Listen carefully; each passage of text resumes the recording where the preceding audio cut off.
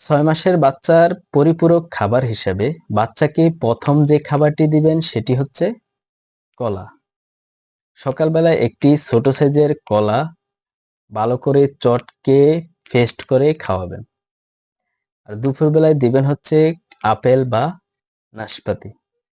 একটি ছোট সাইজের আপেলের অর্ধেকটা অংশ সিদ্ধ করে বা স্টিম করে ভালো করে চটকে বা ব্লেন্ড করে খাওয়াবেন।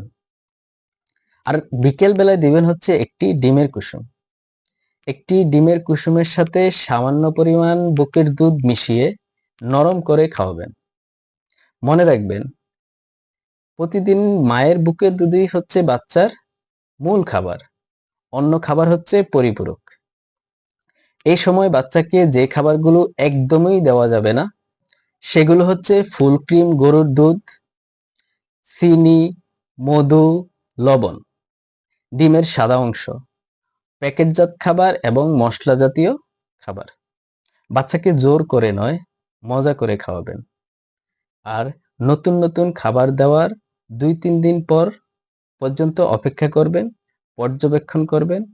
দেখবেন বাচ্চার পেটে কোনো সমস্যা, হজমের সমস্যা, ত্বক, পাতলা পায়খানার সমস্যা হচ্ছে কিনা।